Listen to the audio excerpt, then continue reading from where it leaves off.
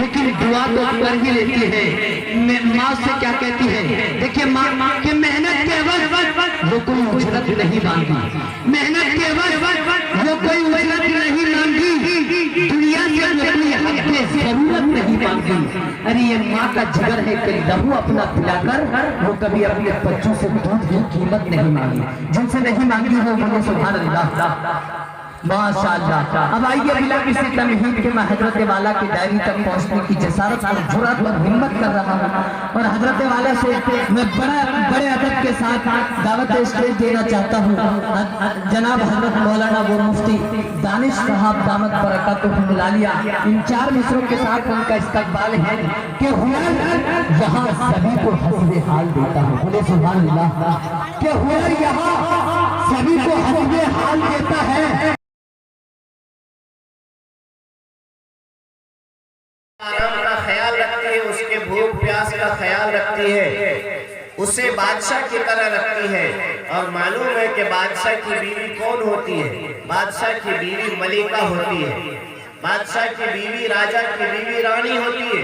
अगर अपने शौहर को वो बादशाह बनाएंगे तो खुद मलिका बन जाएगी, राजा बनाएगी तो खुद रानी बन जाएगी, यानी शौहर भी उसको रानी का दर्जा देगा।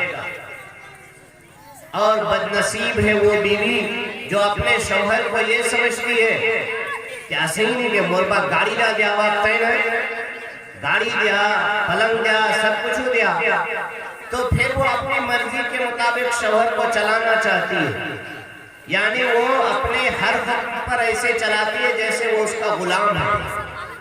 तो बीवी अगर शौहर को गुलाम बना ले तो वो बदनसीब बीवी है, इसलिए कि उसने अपने शौहर को गुलाम बनाया, और गुलाम की बीवी बांदी होती है, लिहाजा ये खुद बांदी बन के रह जाएगी, यानी समाज की नजर में इसकी इज्जत नहीं होगी, समाज की नजर में ये बांदी की हैसियत होगी इसकी। तो सुनाना क्या है, मस्जिद में मैं बयान कर रहा था, मेरे दाईं तरफ एक साहब थे और 104 साल की उम्र, 104 साल उनकी उम्र थी, वो सामने थे। सामने वाले ने कहा कि हाँ, इसी को कहते हैं जोरू का गुलाम। इसका मतलब ये है कि उनके दिल में कहीं ना कहीं दर्द है, और मेरी इस बात करने की वजह से उनके दर्द में जाके वो चुभन पैदा करती है। और दाईं तरफ वाले ने कहा कि बतौर खास आजकल के नौजवान लड़के जो आजकल शादी करते हैं वो बहुत ज्यादा करते हैं ये सब। इसका मतलब ये है कि वो बेचारा भी झेलता होगा। क्या ऐसा ही है ना? आज जो हालत है, आज से 15 साल के बाद इससे भी बुरे हालात आने वाले हैं, इससे भी ज्यादा बुरे हालात आएंगे।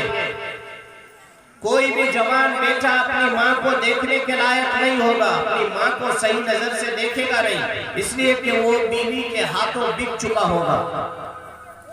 ससुराल वालों से गाड़ियां मांगेगा, सोने मांगेगा, जेवरात मांगेगा, दहेज की बहुत सारी किस्में मांगेगा। घर में टूटे हुए जग में पानी पीने वाला आदमी ससुराल वालों से फ्रीज मांगता है। सारी जिंदगी तगारी में और बाल्टी में कपड़ा धोने वाला आदमी ससुराल वालों से वॉशिंग मशीन मांगता है। तो अपने आप को तो बेच रहा है वो पहले ही। जब बेची वालों के हाथ में बेच देगा तो फिर बीवी के सामने में उसकी कोई हैसियत नहीं होगी।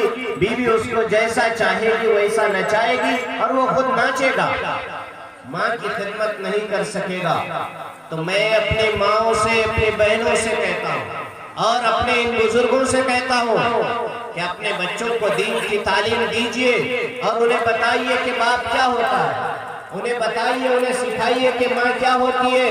अगर उन्हें माँ बाप का पता नहीं होगा कि कुरान करीम ने माँ के बारे में क्या कहा, अहादीस में बाप के बारे में क्या कहा, अगर उन्हें मालूम नहीं होगा तो यकीन जानिए कल आप अपने बेटे को अपनी बहू के हाथ बेच चुके होंगे और आपका बेटा आपका जर्रा बराबर ख्याल नहीं करेगा। फिर उस वक्त आप खून के आंसू रोएंगे, जाएंगे किसी के पास, किसी बुजुर्ग के पास, मौलाना साहब के पास, मुफ्ती साहब के पास, मुफ्ती साहब कुछ करे दे मोर छुआड़ा कर दे मोर बातें नहीं मानो।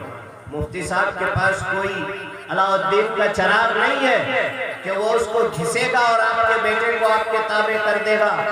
कुछ नहीं हो सकता। अगर बचपन से उसकी तरबियत नहीं होगी तो याद रखिए वो आपके हाथ से निकल जाएगा।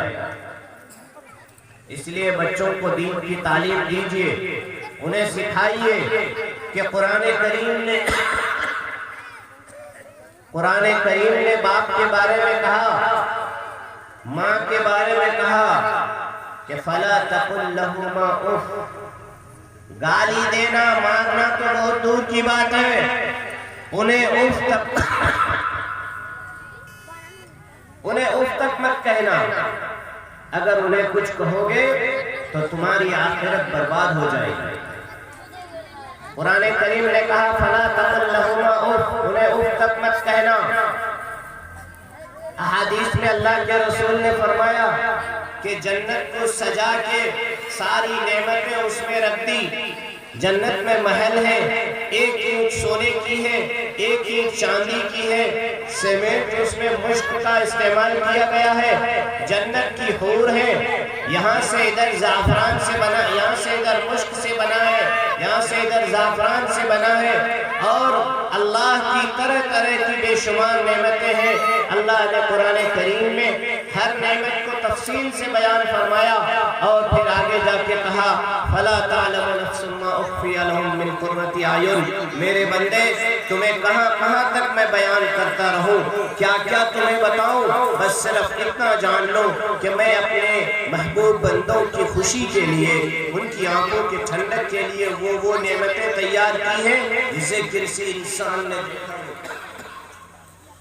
किसी कान ने सुना नहीं और किसी के दिल में वो सोच भी नहीं है इतनी बड़ी कि वो सोच सके कि जन्नत में इतनी बड़ी बड़ी नेमतें हो सकती हैं। कितनी बड़ी नेमत, एक मुख्तसरन सिर्फ कहता हूँ। अल्लाह के रसूल सल्लल्लाहु अलैहि वसल्लम ने इरशाद फरमाया जन्नत में मुख्तलिफ दर्जे होंगे, लेकिन सबसे अखीर में जहन्नम से निकाल के कुटाई छुटाई होने के बाद जहन्नम से निकाल के जब एक जन्नती को ले जाया जाएगा, उनका जो हाल होगा, अल्लाह के रसूल ने फरमाया अल्लज़ी लहू समानुन अल्फ खादिमिन, उस अदना जन्नती के 80,000 खादिम होंगे। खादिम होंगे 80,000 नौकर। 40,000 इधर खड़े हैं, 40,000 इधर खड़े हैं। हर एक के हाथ में एक गिलास है, एक एक तश्तरी है। ये जाएगा, वो सब कहेंगे कि मेरे आका, हम तो एक जमाने से आपका इंतजार कर रहे हैं, आप कहाँ रह गए थे इतने जमाने से। उसके बाद वो हर एक के हाथ से खाएगा पिएगा और उसके बाद 40 मील दूर तक ये खुदाम फैले हुए हैं, 40 मील दूर तक कालीन बिछे हुए हैं। ये जाएगा और अंदर पहुंचेगा तो एक रोशनी चमकेगी। ये कहेंगे कि जाइए अब अपनी बीवियों से मिल लीजिए। अपनी बीवियों से मिलने के लिए आगे बढ़ेंगे तो एक रोशनी चमकेगी, जैसे यहाँ रोशनी बार बार अदलती बदलती रहती है। वो रोशनी को देखकर सर झुकाएंगे। दो गोरे गोरे खूबसूरत हैं, उनके सामने में वो समझ रहे कि ये फरिश्ते हैं। वो कहेंगे मेरे आका आप क्या कर रहे हैं? वो कहेगा ये अल्लाह का नूर था ना। वो कहेंगे कि ये अल्लाह का नूर नहीं है, जन्नत में हजरत अली और हजरत फातिमा किसी बात पर मुस्कुराए होंगे, उसी की रोशनी है ये। फिर उसके बाद आगे चलते हैं। जन्नत में एक महल आता है, उस महल को कैसे बनाया है? अल्लाह के रसूल ने फरमाया एक मोती है। मोती हम लोगों ने देखा है ना, मोती कितना बड़ा होता है? इतना होता है। चलिए थोड़ा बड़ा कर देता हूँ और बड़ा कर देता हूँ। एक मोती है, उसी मोती को खुरच खुरच के तराश के एक महल बनाया गया है। उस महल में बहुत से कमरे हैं। उस्मान के वालिद का नाम बताओ। हजरत अफ़्फ़ान बिन आस रज़ियल्लाहु अन्हु। हजरत उस्मान के दादा का नाम बताओ। हजरत आस बिन आमिर रज़ियल्लाहु अन्हु। हजरत उस्मान की वालिदा का नाम बताओ। राज बिन नबीर रज़ियल्लाहु अन्हु। हजरत उस्मान की कितनी बीवियां थी? हजरत उस्मान की 8 बीवियां थी। हजरत उस्मान के कितने बच्चे थे? हजरत उस्मान के 11 बच्चे थे। हजरत उस्मान की कितनी बच्चियां थी? हजरत उस्मान की 6 बच्चियां थी। हजरत दुश्मनों ने कितने दिनों के लिए रखा? 40 दिन। हजरत उस्मान को किसने शहीद किया? सवा बिन इमरान। हजरत उस्मान ने कितने दिनों खलीफा रहे? 11 साल 11 महीना 18 दिन। हजरत उस्मान ने कितनी उम्र पाई? 82 साल। हजरत उस्मान की नमाज जनाजा किसने पढ़ाया? हजरत जबीर बिन मुतइम रज़ियल्लाहु अन्हु। हजरत उस्मान को कब दफन किया गया?